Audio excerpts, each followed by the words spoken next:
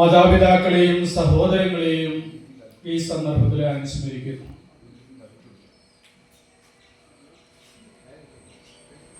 പഠനത്തിൽ അത്രയൊന്നും ശ്രദ്ധിക്കാത്ത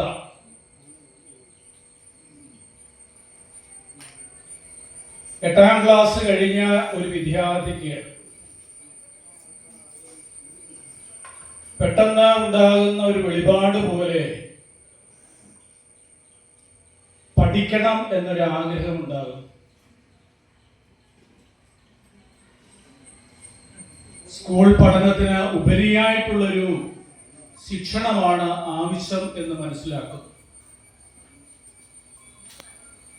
അന്ന് ഞങ്ങളുടെ പ്രദേശത്തിലെ സമാന്തര വിദ്യാഭ്യാസ സ്ഥാപനമാണ് മാസ് അക്കാഡമി.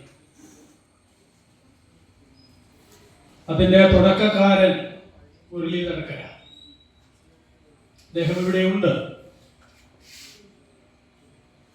മാത്രമല്ല, അദ്ദേഹം ഒരു ഞങ്ങളെ പോലെയുള്ള വളർന്നു വരുന്ന ഒരു തലമുറയ്ക്ക് ഒരു മാതൃക കൂടിയായിരുന്നു. തീർച്ചയായും മുരളി സാറിനോടുള്ള എന്റെ സ്നേഹം അറിയിക്കുന്നു. മറ്റൊന്ന്,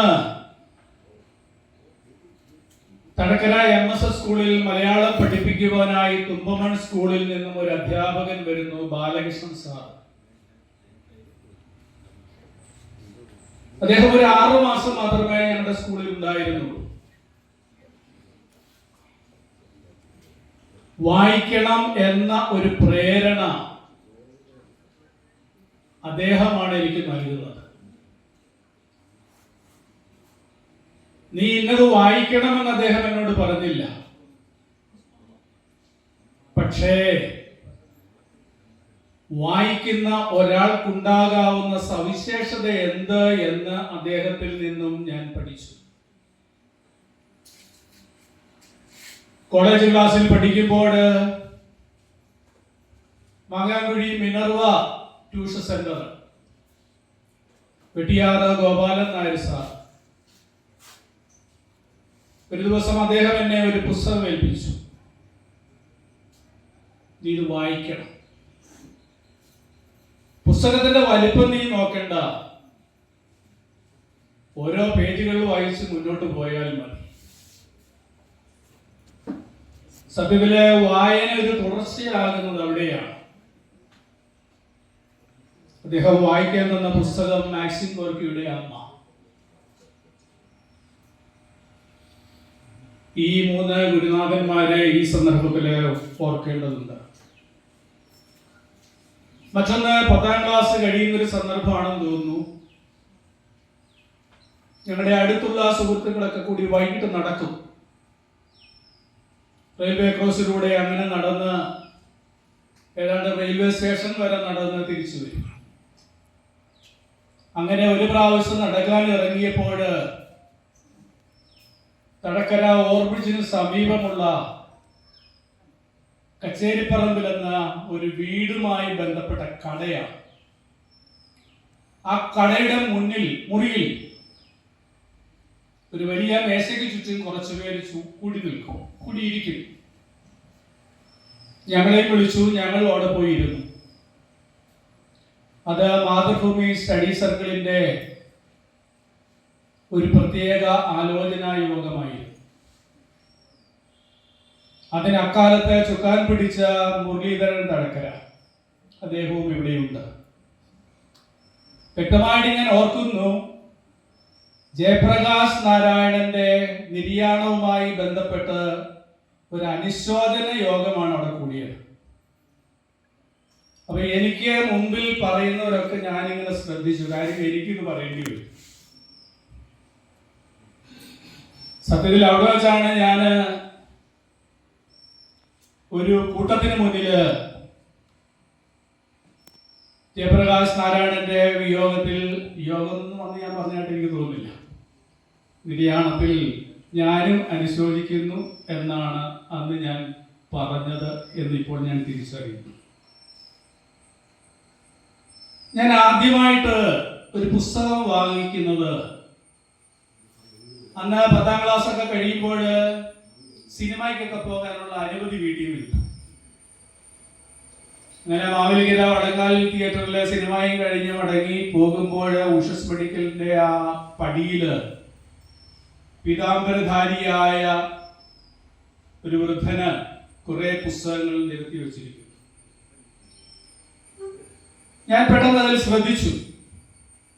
എന്റെ മനസ്സിൽ പെട്ടെന്ന് പിടിച്ച ഒരു ഹെഡിങ് ഞാൻ വായിച്ചു. ആ ഹെഡിങ് വായിക്കുമ്പോൾ എനിക്ക് അതിശയമായിരുന്നു, സന്യാസിമാര് ചട്ടമ്പികളുണ്ടോ എന്ന്. പുസ്തകത്തിന്റെ പേര് ചട്ടമ്പി സ്വാമികൾ എന്നാണ്. ആ പുസ്തകം വായിച്ചു. ഇപ്പോഴും ഞാൻ ആ പുസ്തകം പ്രത്യേകമായി എടുത്ത് മാറ്റി സൂക്ഷിച്ചു വെച്ചിട്ടുണ്ട്. എന്റെ താളുകളെല്ലാം പൊടിഞ്ഞു തുടങ്ങി. കെ ഭാസ്കരൻ നായരുടെ ജീവചരിത്രം ചട്ടമ്പി സ്വാമികൾ. പിന്നീട് ഡിഗ്രി കാലം കഴിയുന്ന സന്ദർഭത്തിൽ ഈ സാക്ഷരതയുമായി ബന്ധപ്പെട്ട് പ്രവർത്തിക്കാൻ സാധിച്ചു. രാജേന്ദ്രനുമായുള്ള സൗഹൃദം എവിടെയാ തുടങ്ങിയെന്നൊന്നും അറിയത്തില്ല. എവിടെയോ ആരംഭിച്ചു. കൂട്ടത്തില് റെജി വന്നു. അരി ചക്കര തേങ്ങ എന്ന് പറയുന്നത് പോലെ ഒട്ടു വളരെ കാര്യങ്ങളിൽ ഞങ്ങൾ ഒന്നിച്ചും ഭിന്നിച്ചും ഒക്കെ പ്രവർത്തിച്ചു. ഒരു തമാശയായിട്ടൊരു സന്ദർഭം ഓർക്കുകയാണ്. ഒരു മംഗളം കലാസാഹിത്യവേദി, അതിന്റെ ഒരു മീറ്റിംഗ് കൂടി ഞങ്ങള് മാവേലിക്കര കോടതിയിലെ ഒരു ജഡ്ജിയെ മുഖ്യ പ്രഭാഷണമാക്കിയിട്ട് വിളിച്ചു. ജഡ്ജിയാണെന്നൊരു സംശയമുണ്ട്. സെക്കൻഡ് ക്ലാസ് മജിസ്ട്രേഷൻ അങ്ങനെ സാധ്യത. അപ്പൊ അദ്ദേഹം വന്ന സമയത്ത് ഞങ്ങൾ ആകെ 3-4 പേരെയുണ്ട്. റെജി സ്വാഗതം പറയും, ഞാൻ അധ്യക്ഷത വഹിക്കും, രാജേന്ദ്രൻ നിർവചനം പറയും, അടുത്ത യോഗത്തിൽ തിരിച്ചു വരും. അപ്പൊ ഇദ്ദേഹം വന്നു, എന്ത് ചെയ്യണമെന്ന് അറിയാതെ ഞങ്ങൾ ഒന്ന് പകച്ചു. ഞങ്ങൾ പെട്ടെന്ന് തന്നെ ഒന്ന് കൂടി ആലോചിച്ചു. യോഗം തുടങ്ങി. അതിനു മുമ്പ് അദ്ദേഹത്തോട് ഒരു സൂചന നൽകി. അതുകൊണ്ടാണ് ഈ ആള് പറഞ്ഞതെന്നാണ് പറയാൻ ശ്രമിച്ചത്. റജി വികാരനിർഭരമായ ഒരു സ്വാഗതം പറഞ്ഞു. സമിതിയിലെ ഒരു അംഗത്തിന്റെ പിതാവ് മരിച്ചു. അദ്ദേഹത്തിന്റെ ശവസംസ്കാരത്തിന്റെ സമയമാണ്.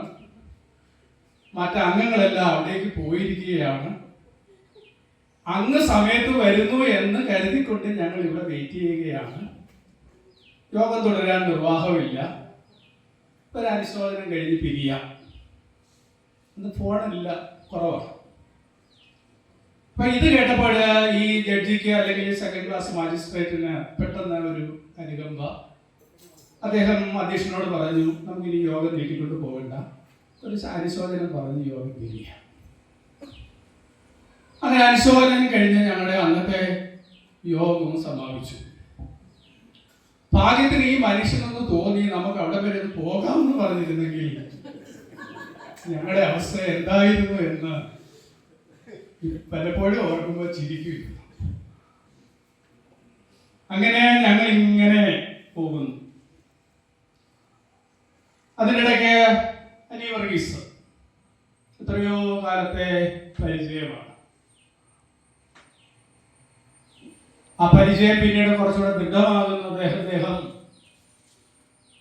സ്മാരകത്തിന്റെ സെക്രട്ടറി ആയിരുന്നപ്പോൾ ഞാൻ ആ സമിതിയിൽ ഉണ്ടാകണം എന്ന് നിർബന്ധപൂർവ്വം എന്നോട് ആവശ്യപ്പെട്ടു. അതുകൊണ്ട് എനിക്കും ഒരുപാട് മെച്ചങ്ങൾ ഉണ്ടായിട്ടുണ്ട് എന്നുള്ളത് ഞാൻ ഓർക്കുന്നു. പ്രസിദ്ധീകരണത്തിന്റെ ചുമതല വഹിക്കുന്ന സന്ദർഭത്തില് എആറിന്റെ കാലത്ത് പ്രസിദ്ധീകരിക്കാതിരുന്ന 3 പുസ്തകങ്ങൾ ഞങ്ങളുടെ സമിതി ആദ്യമായി പ്രസിദ്ധീകരിച്ചു. ശ്രീരാമജാതകം, വിടവിഭാവരി തുടങ്ങിയുള്ള 3 പുസ്തകങ്ങൾ. മലയാള ശാകുന്തത്തിന് ഒരു ശതാബ്ദി പതിപ്പ് പ്രസിദ്ധീകരിച്ചു. മധുവരങ്കരയുമായി ഇണങ്ങിച്ചേർന്ന് ഞങ്ങളൊരു ഡോക്യുമെന്ററി നിർമ്മിച്ചു. ഒരിക്കൽ ഏതോ ഒരു യാത്രയിൽ പോയപ്പോൾ എന്നെ വിളിച്ചു പറഞ്ഞു, ജയചന്ദ്രൻ സാറിനെ വിളിച്ചു കിട്ടുന്നില്ല, എത്രയും പെട്ടെന്ന് സ്മാരകത്തിൽ ചെല്ലണം, അവിടെ ഒരു ചാനലുകാർ വന്നിട്ടുണ്ട്. ഞാൻ അപ്പോൾ തന്നെ റെഡിയായി ഇവിടെ വന്നു. ചാനലുകാർ ഇതിൻ്റെ പടങ്ങളൊക്കെ എടുത്തു. അപ്പോൾ അവരെന്നോട് പറഞ്ഞു ഒരു നറേഷൻ വേണം. ഒരു തയ്യാറെടുപ്പില്ലാതെ ഇവിടെ ഇരുന്ന് ഞാൻ എയാറിനെ കുറിച്ച് കുറേ സംസാരിച്ചു. പിന്നീട് ഈ ചാനലിൽ നിന്നും പലതായിട്ട് ഈ പ്രസംഗം കവർ ചെയ്തു പോയതായിട്ട് ഞാൻ അറിഞ്ഞു. ചുരുക്കം ഇതാണ്: 10ാം ക്ലാസ്സിലെ പാഠപുസ്തകത്തില് എആറിന്റെ മലയാള ശാകുന്തളം എന്നൊരു അധ്യായമുണ്ട്, ഋതുഭേദങ്ങൾ എന്ന ഹെഡില്. അതിന്റെ അടിക്കുറിപ്പില് ഒരു QR കോഡുണ്ട്. സത്യത്തിൽ ഞാൻ അറിയുന്നത് തൃശ്ശൂർ ഭാഗത്തുള്ള എൻ്റെ ഒരു സുഹൃത്ത് വിളിക്കുമ്പോഴാണ്. ആ 10ാം ക്ലാസ്സിലെ പാഠപുസ്തകത്തില് അന്ന് ഞാൻ സംസാരിച്ച പാഠഭാഗം ഈ വർഷം കൂടിയുണ്ട്. അടുത്ത വർഷം പുസ്തകം മാറുകയാണ്. ഞങ്ങള് ഭാഷാ ഇൻസ്റ്റിറ്റ്യൂട്ട് അല്ല ബാലസാഹിത്യ ഇൻസ്റ്റിറ്റ്യൂട്ടിൽ പോയപ്പോൾ തുമ്പോണ്ടം സാറാണ് ഡയറക്ടർ. അപ്പൊ ജയേന്ദ്രൻ സാർ പറഞ്ഞു ഞങ്ങളെ കൂടെ ഒന്ന് പരിഗണിക്കണം. അപ്പൊ അദ്ദേഹം മറ്റെന്താണ് തെറ്റിദ്ധരിച്ചത്. അദ്ദേഹം സ്റ്റാഫിനെ വിളിച്ചെന്തോ സംസാരിച്ചു. അല്പം കഴിഞ്ഞ് വന്നപ്പോൾ പറഞ്ഞു എആറിന്റെ ഒരു ടൈറ്റിൽ ഞങ്ങൾക്കില്ല എന്ന് പറഞ്ഞു. അപ്പൊ എന്റെ ധാരണ ജയേന്ദ്രൻ സാർ അത് ഏറ്റെടുക്കുമെന്ന്. അപ്പൊ ജയേന്ദ്രൻ സാർ അവിടെ നിന്ന് പറഞ്ഞു അത് ജോർജ് ചെയ്യും. അപ്പൊ തുമ്പോന്തം സാർ പറഞ്ഞു 4 ദിവസത്തെ സമയം തരും. 4 ദിവസം കഴിഞ്ഞാൽ അടുത്ത കമ്മിറ്റിയാണ്. കമ്മിറ്റിയിൽ ഇത് വെച്ച് പാസ്സാക്കി എടുക്കണം. ഞാൻ പറഞ്ഞു റെഡിയാണ്. ഞാൻ 4 ദിവസത്തിനുള്ളിൽ തന്നെ എആറിന്റെ ഒരു കുട്ടികൾക്കുള്ള ഒരു ജീവചരിത്ര ഭാഗം തയ്യാറാക്കി. അത് മൾട്ടി കളറിലൊക്കെ അച്ചടിച്ചു. അങ്ങനെ ഒരുപാട് അവസരങ്ങളുടെ ഒരു തുറവിയായിരുന്നു ഈ എആർ സ്മാരകം എന്ന് പറയുന്നത്. വലിയ സന്തോഷം. മറ്റൊന്ന്, സത്യത്തില് ഈ കാൻഫഡിന്റെ അവാർഡ് കിട്ടുമ്പോൾ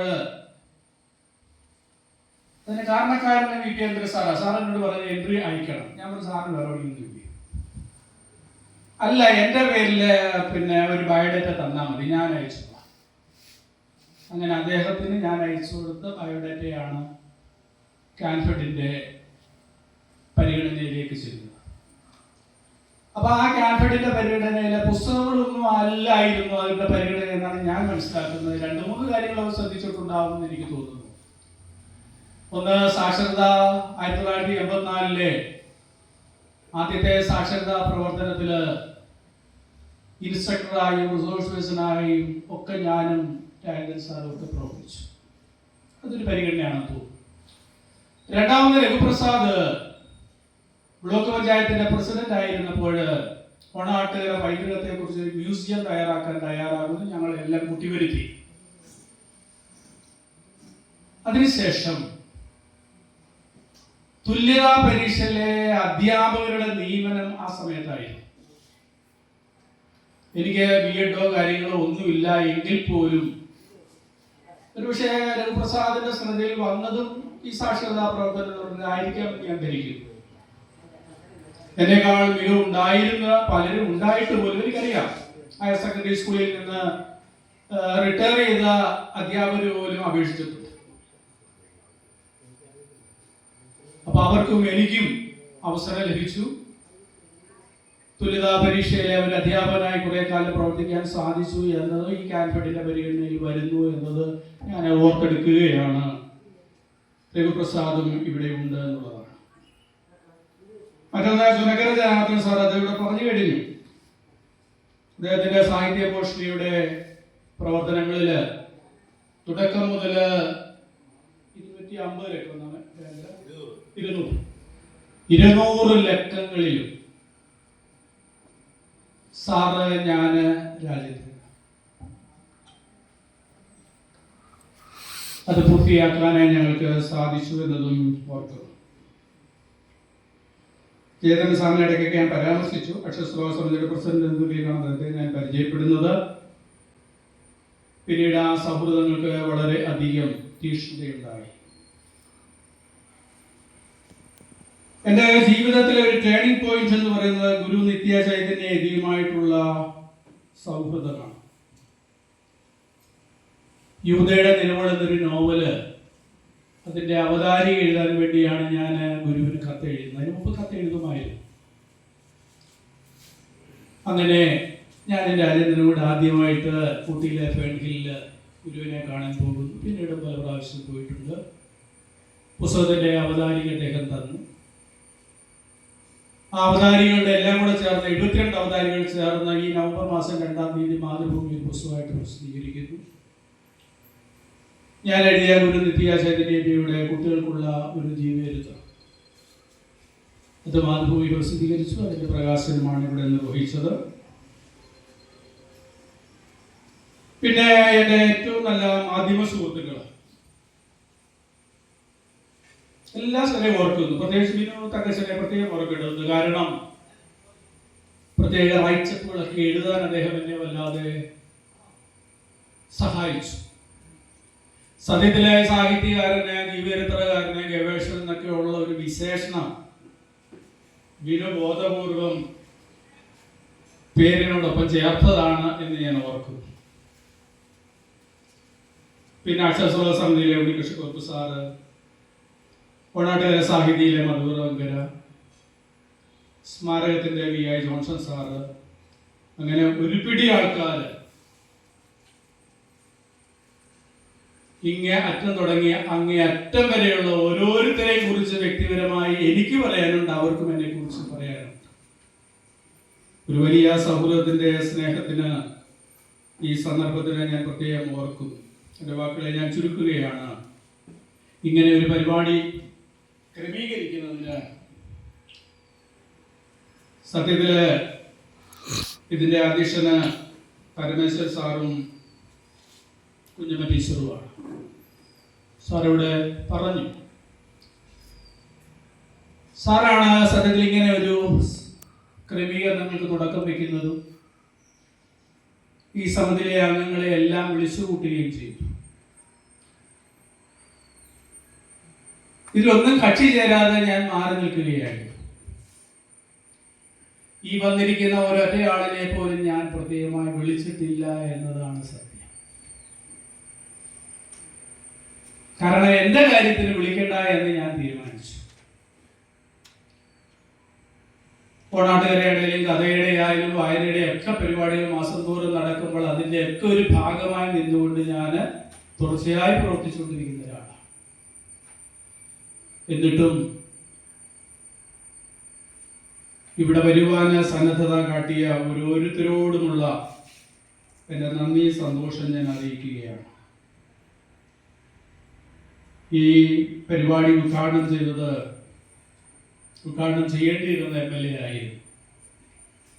തീർച്ചയായും MLA എന്നെ സംബന്ധിച്ചിടത്തോളം ഒരു വലിയ പ്രേരക ഭാഗം തന്നെയാണ്. കാരണം മാവേലിക്കര പരീക്ഷയും എന്ന പുസ്തകം ഇറങ്ങുമ്പോൾ മിനിസ്റ്ററെ കൊണ്ട് പ്രകാശനം ചെയ്യിപ്പിക്കണമെന്ന് അദ്ദേഹം പറയുകയും ആയിക്കോട്ടെ എന്ന് ഞാൻ പറയുകയും ആ ക്രമത്തിനനുസരിച്ച് സാംസ്കാരിക മന്ത്രി ആ പുസ്തകം പ്രകാശനം ചെയ്യുകയും ചെയ്തു. ഇപ്പോൾ ഈ